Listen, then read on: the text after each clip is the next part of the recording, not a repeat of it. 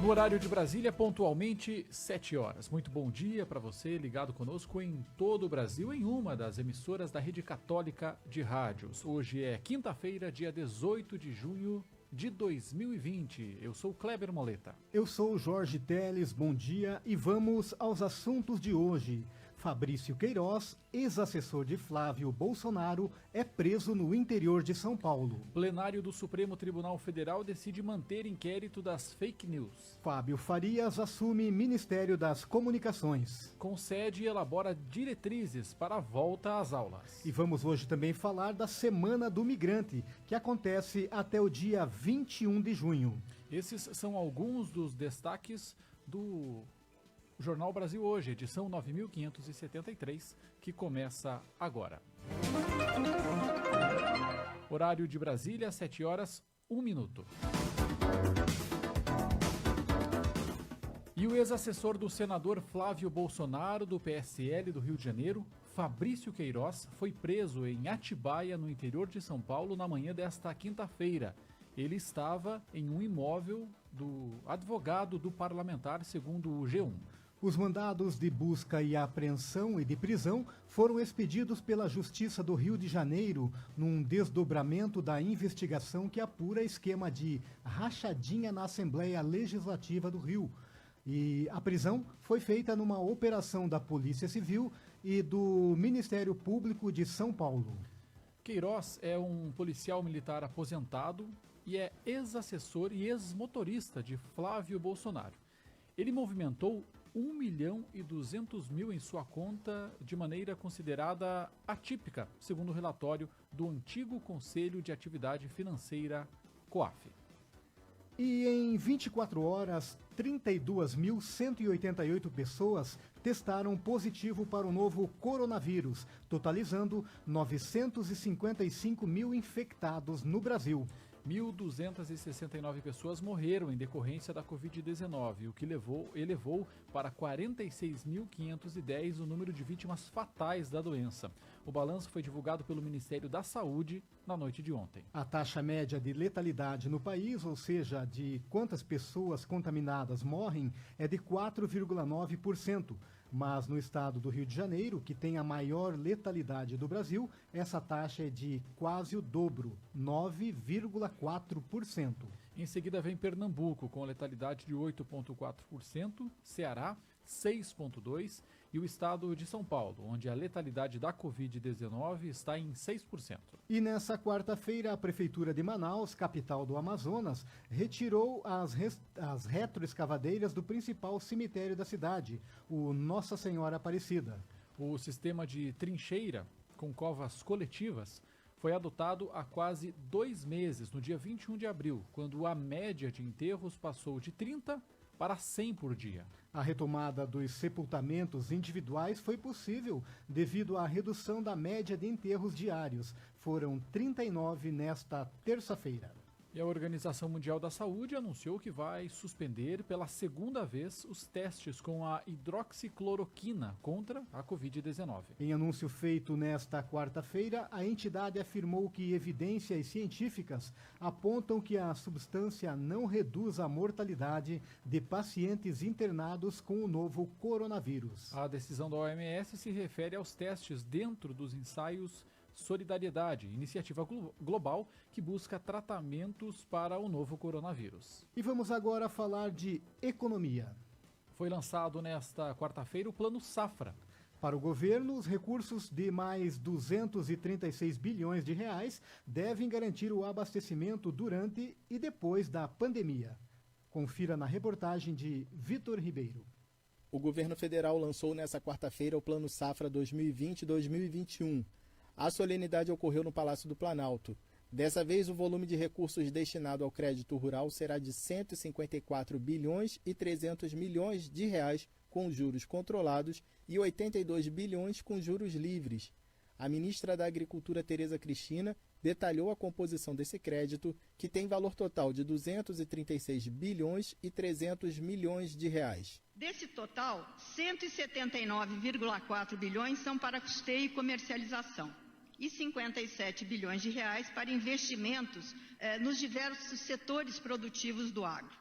São valores que foram corrigidos muito acima da inflação do período. Destaco que 65% do crédito rural serão aplicados a taxas de juros controladas.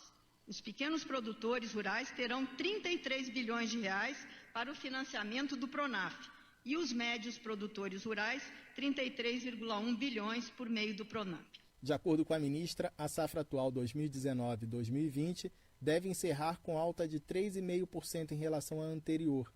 Isso significa a produção recorde de 250,5 milhões de toneladas de alimentos. O presidente Jair Bolsonaro comentou o papel do Brasil na produção de comida. Se nós parássemos hoje, teríamos com o que alimentar por 5 anos a nossa população. Então, numa conta rápida matemática, o que nós produzimos por ano, alimento equivalente a 1 bilhão de pessoas. Isso é um número que equivale a quase 15% da população mundial.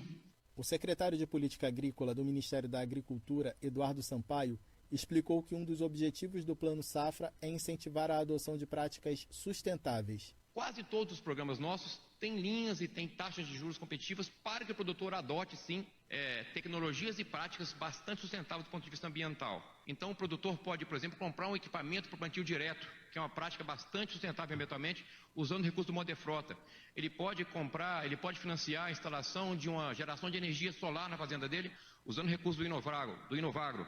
Ele pode fazer recuperação de áreas degradadas com recursos do Moderagro. Então, são muitos recursos dedicados à melhoria da adequação ou das práticas ambientais nas propriedades. O Plano Safra tem 3 linhas de crédito. O PRONAF, para a agricultura familiar, vai oferecer 33 bilhões de reais em créditos, alta de 5,7% em relação à safra atual. O PRONAMP, para agricultores médios, teve alta de 25% e vai oferecer 33 bilhões e 200 milhões de reais. Já o crédito para grandes produtores e cooperativas teve aumento de 3% e chegou a 170 bilhões, 170 milhões de reais. Da Rádio Nacional em Brasília, Vitor Ribeiro. Horário de Brasília, 7h07. Jornal Brasil Hoje. RCR, Rede Católica de Rádio. Você conhece as vantagens de ser um associado da Signes Brasil? O associado da Signes participa de uma grande rede de comunicação para uma cultura de paz e comunhão eclesial. As emissoras de rádio associadas à Signes podem transmitir a programação jornalística gerada pela RCR, como o Jornal Brasil Hoje, boletins, entre outros conteúdos que estão disponíveis nos sites rcr.org.br e signes.org.br. Os associados também têm contrato de streaming e plataforma de site com preços diferenciados, entre outras vantagens. Seja um associado da Signes Brasil, a Associação Católica de Comunicação, entidade reconhecida pela CNBB, filiada à Signes Mundial e Signes América Latina e Caribe. Signes, Associação Católica de Comunicação, animando e congregando profissionais e meios de comunicação católicos e de inspiração cristã do Brasil. Saiba mais em signes.org.br.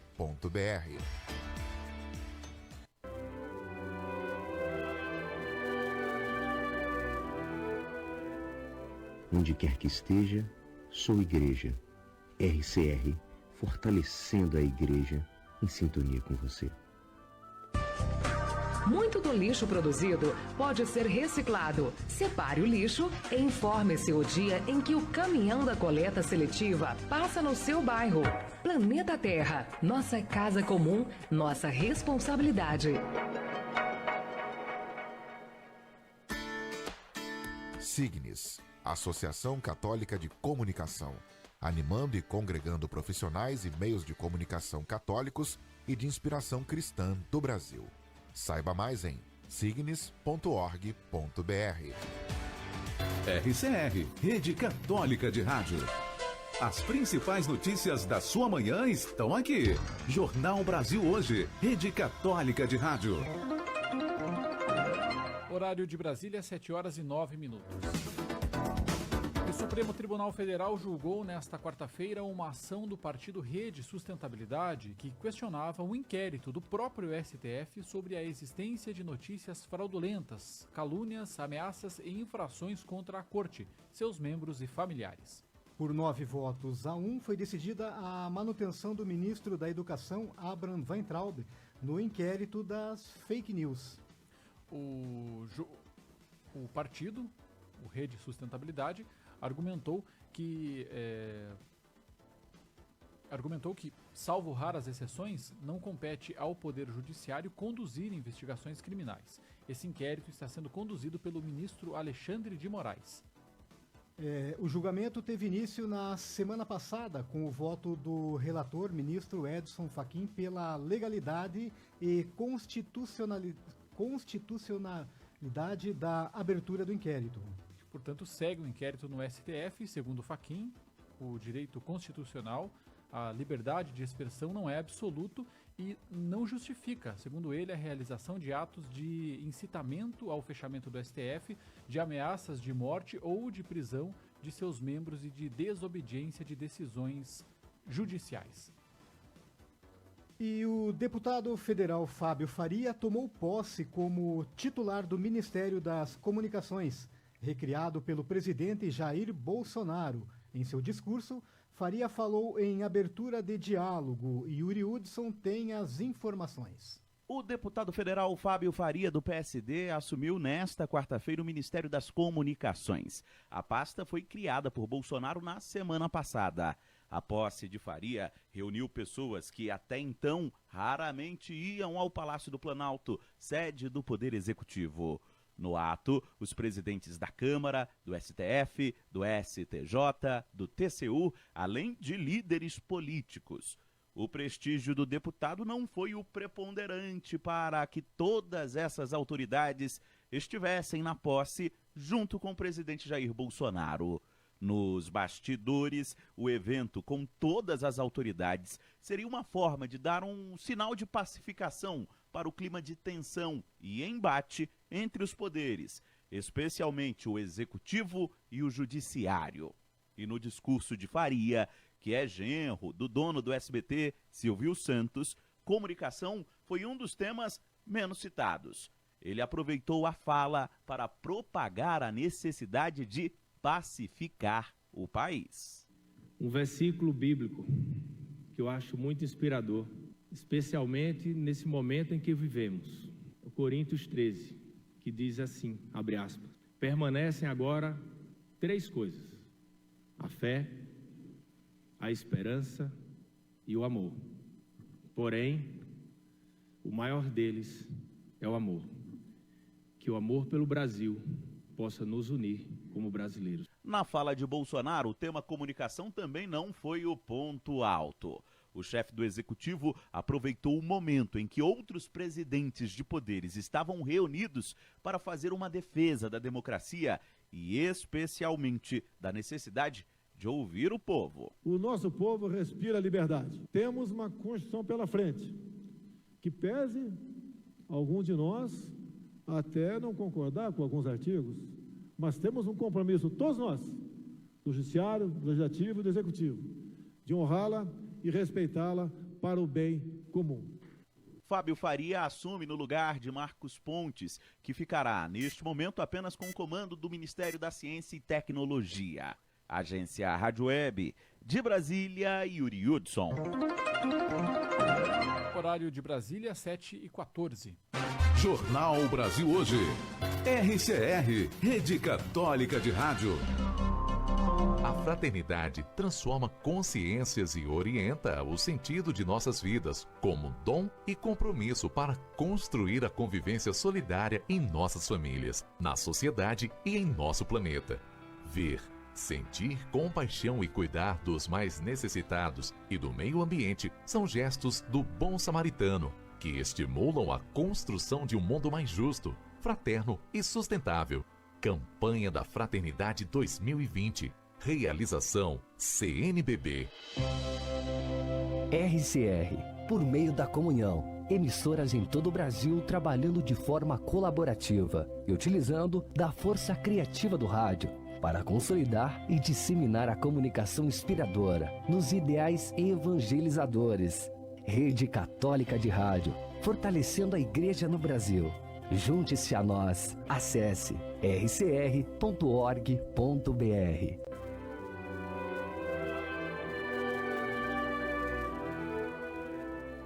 Onde quer que esteja, sou Igreja. RCR, fortalecendo a Igreja em sintonia com você. Na confusão das vozes e mensagens que nos rodeiam, temos necessidade de uma narração humana que nos fale de nós mesmos e da beleza que nos habita.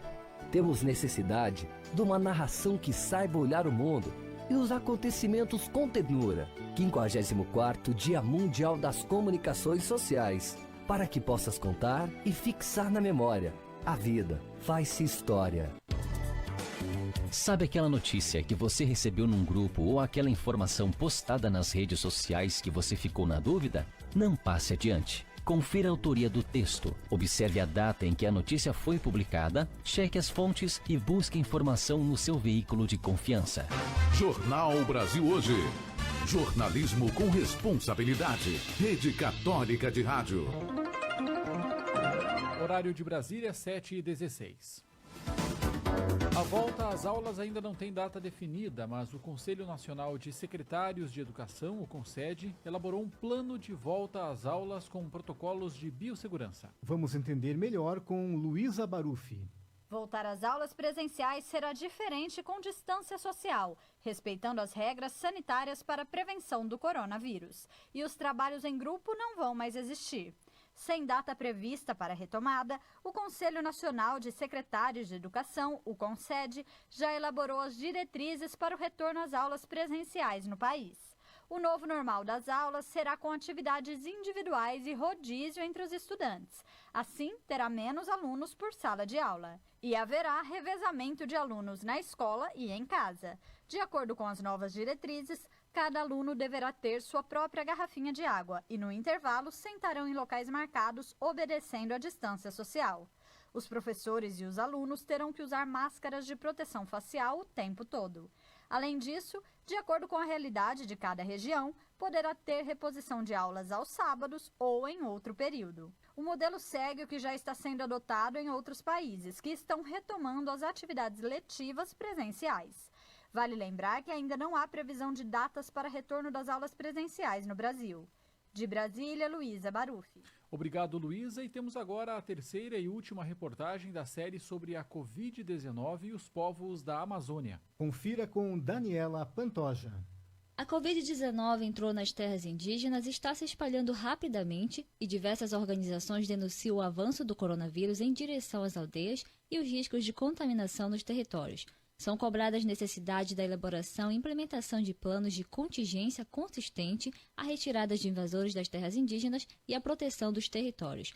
Na primeira parte desta reportagem, abordamos sobre os desafios do sistema de saúde para atender aos povos indígenas e por que essa população é mais vulnerável à pandemia do novo coronavírus. Na segunda, falamos de como a presença de empreendimentos ilegais dentro desses territórios pode ser mais uma consequência para o aumento do contágio entre a população indígena. Já na última reportagem, vamos destacar as ações e planejamentos que ainda podem ser feitas para evitar que o vírus mate mais vidas indígenas.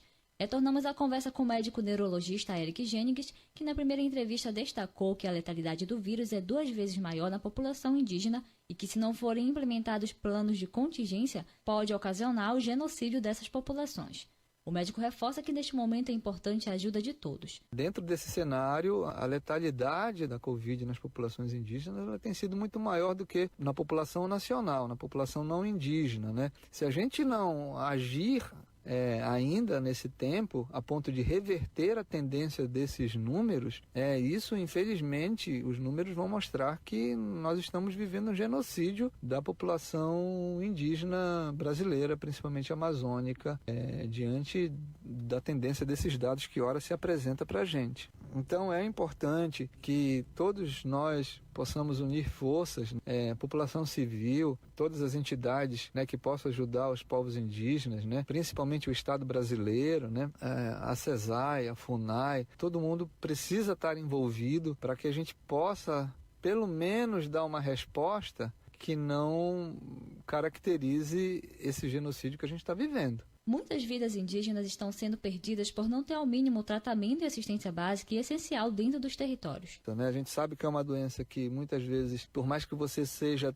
atendido nos melhores hospitais do mundo, algumas pessoas vão evoluir para o óbito. Infelizmente, nos casos graves, chega a 50% de mortalidade nas melhores UTIs do mundo, mas o que a gente tem notado é que está existindo perda de vidas sem, ao mínimo, ter o tratamento e assistência básica e essencial dentro do território indígena. Isso a gente precisa mudar esse cenário. O médico destaca que para ter mudança neste cenário é preciso colocar as estruturas básicas de atendimento à Covid-19 nas aldeias para assim ter a melhor resolução dos casos. A gente conseguindo colocar essas estruturas básicas, de atendimento ao Covid nas aldeias, começar daqui por diante uma luta de requerer maior resolução dos problemas de saúde dentro do próprio território indígena. Que os próprios territórios indígenas têm os seus pequenos hospitais, seus pequenos centros de saúde, equipado com tecnologia e equipado com recursos humanos para dar resposta a essas doenças que não são só controle da pressão arterial, verminose, etc., que é a parte da assistência básica. Claro que isso tem que ser feito e é super importante, mas a gente tem que equipar as nossas áreas indígenas para responder além disso, para responder com a média e, quiçá, até com a alta complexidade dentro dos próprios territórios indígenas. Infelizmente, algumas cidades retornam a abrir os seus grandes centros e, para alguns, a vida já voltou, entre aspas, ao normal.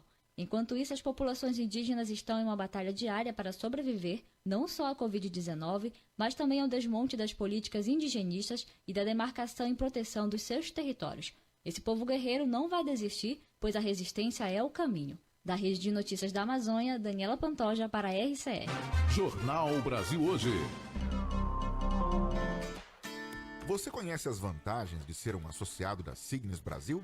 O associado da Cignes participa de uma grande rede de comunicação para uma cultura de paz e comunhão eclesial. As emissoras de rádio associadas à Cignes podem transmitir a programação jornalística gerada pela RCR, como o Jornal Brasil Hoje, boletins, entre outros conteúdos que estão disponíveis nos sites rcr.org.br e cignes.org.br.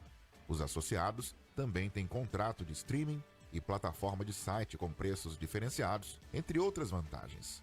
Seja um associado da Cignes Brasil, a Associação Católica de Comunicação, entidade reconhecida pela CNBB, filiada à Cignes Mundial e Cignes América Latina e Caribe. Cignes, Associação Católica de Comunicação, animando e congregando profissionais e meios de comunicação católicos e de inspiração cristã do Brasil. Saiba mais em cignes.org.br. Fidelidade aos valores do Evangelho, respeito à vida e à dignidade humana, postura ética nas práticas religiosas, contribuição com a educação, cultura e cidadania, espírito de solidariedade, comunhão e partilha, inovação tecnológica, responsabilidade socioambiental. Estes são os nossos valores. RCR, fortalecendo a Igreja no Brasil através das ondas do rádio. Sabe aquela notícia que você recebeu num grupo ou aquela informação postada nas redes sociais que você ficou na dúvida? Não passe adiante. Confira a autoria do texto, observe a data em que a notícia foi publicada, cheque as fontes e busque informação no seu veículo de confiança. As principais notícias da sua manhã estão aqui. Jornal Brasil Hoje, Rede Católica de Rádio. Horário de Brasília, 7h24.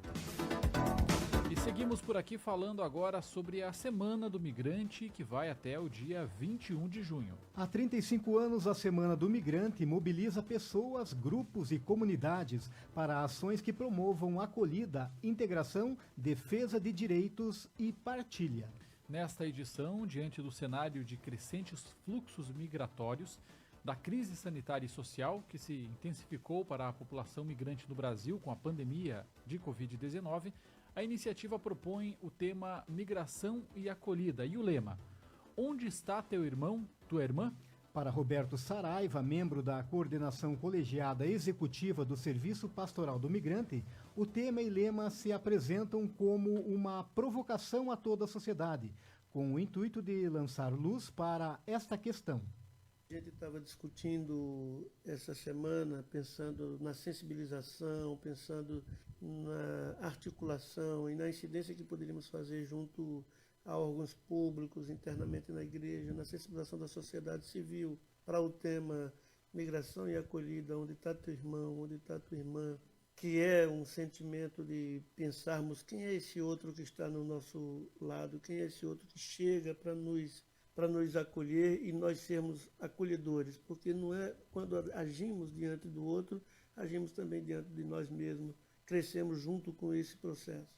E com a chegada da pandemia, não apenas a semana precisou se adaptar, mas todo o trabalho da pastoral, conforme nos conta Roberto. O tema da pandemia veio, inclusive, dizer para nós mesmos que devíamos nos reinventar, primeiramente. Segundo, observar de forma muito clara, como diz o padre Alfredinho, que a pandemia também vem escancarar de forma mais perversa a exclusão social no país. Então não é à toa que a gente diz que o migrante, dentre os excluídos, se torna um dos mais excluídos, porque inclusive o Estado brasileiro ainda não definiu uma política pública adequada para a migração e refúgio.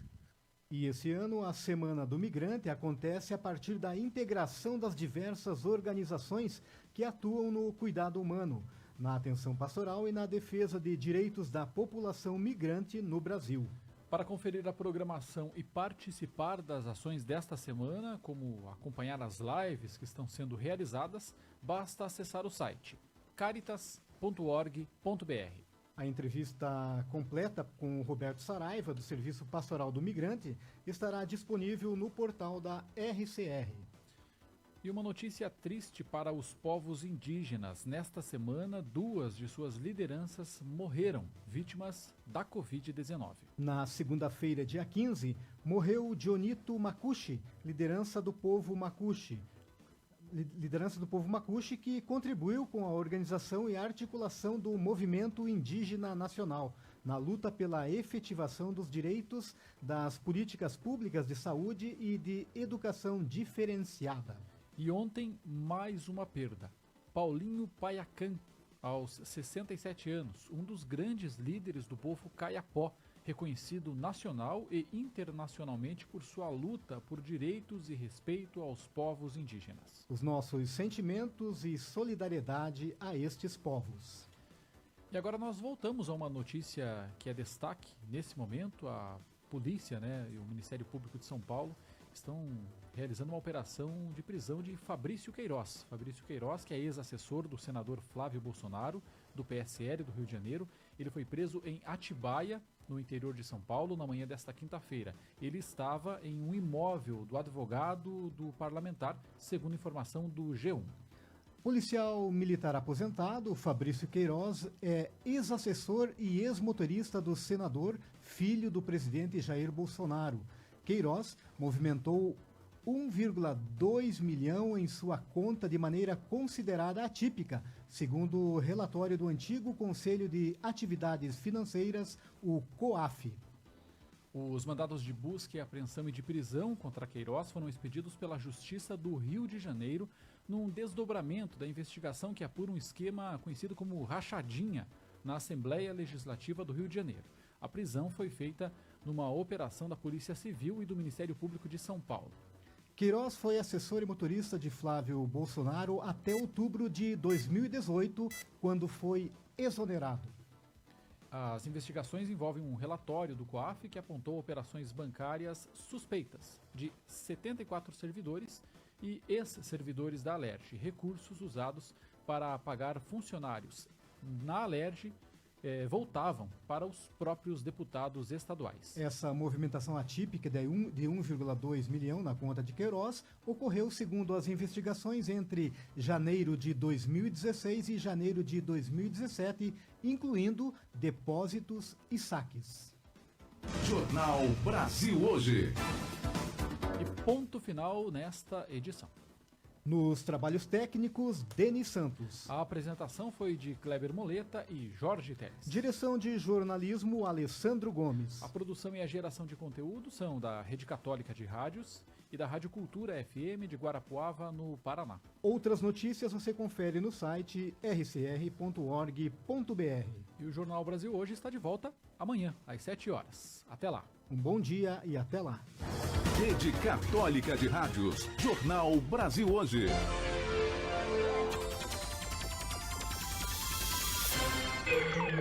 A Rádio Cultura caminha para os seus 50 anos no ar.